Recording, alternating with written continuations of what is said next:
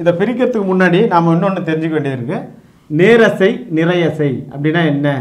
நேரசை என்பது பார்த்தீங்கன்னா நேரசைனா எப்படி வரும் அப்படின்னு பார்க்கும்போது தனித்த குறில்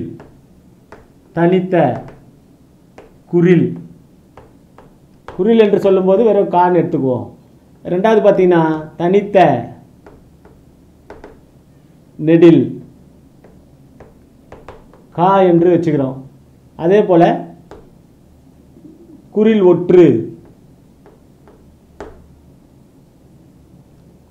ஒற்று ரெண்டும் இணைஞ்சு வர்றது இங்கே பார்த்தீங்கன்னா க இக்கு. அதே போல் நெடில் ஒற்று என சொல்லும்போது கா இக்கு என வருது. இப்போ நிறையசை என்று சொல்லும்போது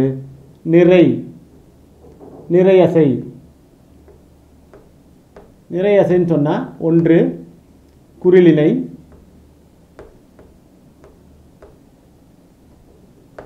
குறிலினைனா கா கா. ரெண்டாவது பார்த்தீங்கன்னா குறில் நெடில்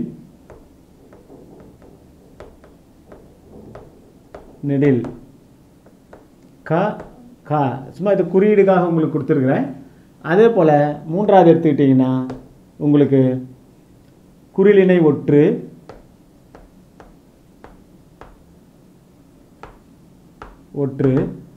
இதில் பார்த்தீங்கன்னா குறிலினை ரெண்டு குறிலுக்கு அப்புறம் வரணும் கா கா இக்கு என சொல்கிறோம். நாலாவது பார்த்தீங்கன்னா குறில் நெடில் ஒற்று,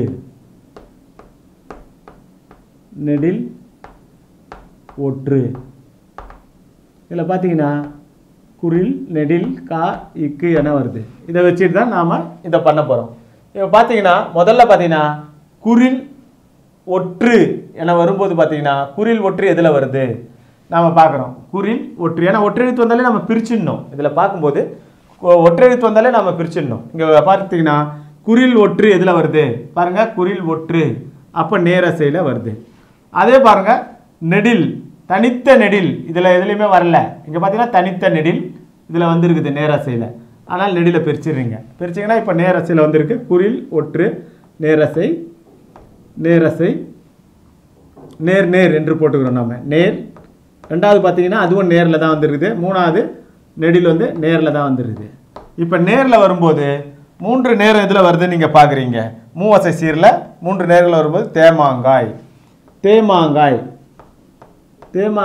நமக்கு ஏதாவது டவுட் வந்தாலும் இதை திரும்பவும் அப்படியே பிரித்து பார்த்துக்கலாம். நம்ம இப்போ கடைசியில் வரது தான் சீர், நாம் காய்ச்சீர் என்ன சொல்கிறோம். இதை காய்ச்சீர். அடுத்தது பார்த்தீங்கன்னா குறில் ஒற்று, அதே போல் நெடில் தனியாக பிரிக்கிறோம். இங்கே குறில் ஒற்று. இப்போ குறில் ஒற்று என்ன வருது நேர். அடுத்து பார்த்தீங்கன்னா நெடில் எதில் வருது இதில் பார்த்தீங்கன்னா தெரியும். தனித்த நெடில் எதில் வருது, தனித்த நெடில் பார்த்தீங்கன்னா நேரசையில் வருது. அதே போல் குறில் ஒற்று நேரசையில் வருது. அதனால் நேர் என பிரிக்கிறோம். இதுவும் தேமாங்காய் காய்ச்சீர் என வருகின்றது.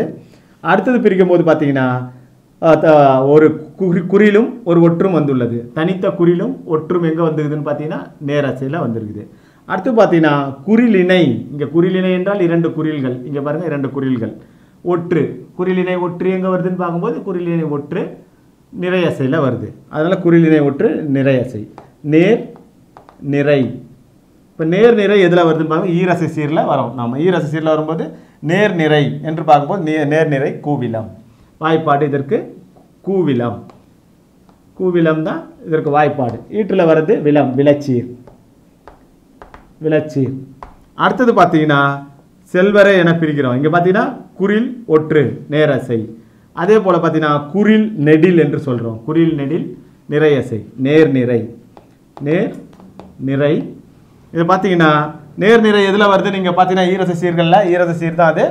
நேர்நிறை எங்கே வருதுன்னு பார்க்கும்போது நேர்நிறை மீண்டும் குறிலா இது கூவிலம் விளச்சீர். அடுத்தது பார்க்கும்போது அதே போல் குறில் ஒற்று நெடில் தனியாக பிரிக்கிறோம். இது எல்லாமே பார்த்தீங்கன்னா இந்த நேரசையில் வருது. ஏன்னா குறைஞ்சி பார்த்தீங்கன்னா இந்த புள்ளி வச்ச எழுத்துக்கள்லாம் இங்கே மதிப்பு கிடையாது. அது சும்மா பிரிக்கிறதுக்காக தான். அதனால் உயிர்மை எழுத்துக்களை மட்டும்தான் என்ன எழுத்துக்கள் இருக்குது. இதில் பார்க்க வேண்டிய ஒன்று என்னென்னா நெடில் முன்னாடி வந்தால் மட்டும் நிறை வராது. நெடில் முன்னாடி வந்தால் மட்டும் பிரிச்சிடணும், அது நேரசையாக வரும். நெடில் முன்னாடி வந்தால், ஏன்னா தனித்த நெடில் நேரசையில் வந்திருக்குது. அதே குறில் நெடிலாக வந்ததுன்னா நிறைய சிலை வந்துடும். குறில் நெடில் வந்தால் நிறைய சிலை வந்துடும். இதை மட்டும் தான் நம்ம கவனிக்கணும். இங்கே பார்த்தீங்கன்னா நெடில் வந்ததுனால தனியாக பிரிச்சுட்டோம். அதை இங்கே பார்த்தீங்கன்னா இதே வந்து குறில் முன்னாடி வந்ததுன்னா பிரிக்க வேண்டியதில்லை, நிறைய சே ஆகிட்டு இருக்கும். அது இப்போ தனித்தனியாக பிரித்ததுனால நேர் நேர் நேர் நேர் நேர் நேர் பார்க்கும்போது முதல்ல நம்ம சொல்லியிருக்கோம் தேமாங்காய். தேமாங்காய். கடைசியில் வர்றது காய்ச்சீர். காய்ச்சீர். காய்ச்சீர். அடுத்தது பார்த்தீங்கன்னா குறில் ஒற்று. குறில் ஒற்று எங்கே வருதுன்னு பார்த்தீங்கன்னா உங்களுக்கே தெரியும். குறில் ஒற்று நேரசை. இங்கே நேர். அடுத்து குறில் ஒற்று நேர். நேர் நேர். இங்கே வாய்ப்பாட்டுக்கு வரும்போது தேமா என வருகின்றது. வாய்ப்பாட்டில் தேமா என வருகின்றது. இது மாச்சீர். மாச்சீர். இப்போ அடுத்ததாக பார்க்கும்போது சிறப்பு என்பது ஓரசை சீர். ஈற்று சொல். இந்த குறளில் பார்த்தீங்கன்னா கடைசி சொல் வந்து ஓரசையாக தான் வரணும். இந்த ஓரசைகளில் ஏதானும் ஒன்றை பெற்று வர வேண்டும். இப்போ பார்த்தீங்கன்னா வெறும் நேர்னு வந்ததுன்னா நாள் என்ற வாய்ப்பாட்டையும், நிறை என்று வந்தால் இரண்டே எழுத்துக்கள் மட்டும் வந்தால் இது மட்டும் வந்திருந்ததுன்னா நேர்னு சொல்கிறோம். இந்த இரண்டு எழுத்து, இந்த மூன்று எழுத்துக்கள் வரைக்கும் வந்திருந்தாலும் நிறை என்று சொல்லுவோம். இப்போ பார்த்தீங்கன்னா ஒரே ஒரு எழுத்து மட்டும் வந்துட்டு கடைசியில் இந்த ஊ ஏறிய எழுத்து வந்தால் நேர்பு என சொல்கிறோம். இதை பிரிக்கும்போது பார்த்தீங்கன்னா இது எப்படி பிரிக்கணும்னா ரெண்டு எழுத்துக்கள் வந்ததுனால இது எதில் வருதுன்னு பார்க்குறோம். குறிலினை நிறை என்று சொல்கிறோம். நிறை. இங்கே ஊ சேர்ந்த எந்த எழுத்து வந்தாலும் பூ என்று தான் பிரிக்கணும். அப்போ நிறைபு பிறப்பு என்ற வாய்ப்பாட்டை கொண்டு வரும். பிறப்பு. இதுக்கு வந்து சீர் கிடையாது. கடைசி இதுக்கு வந்து சீர் கிடையாது. இப்போ இதுக்கு இதை இதே போல் இதன் அடிப்படையில் இதை பிரிச்சிங்கன்னா எளிமையாக இருக்கும். நிறைய ஒரு 40 குறள்கள் நம்மக்கிட்ட இருக்குது. அந்த 40 குறளையும் எழுதி பாருங்கள். அதில் ஏதான ஒரு குறள் உங்களுக்கு இடம்பெறும்.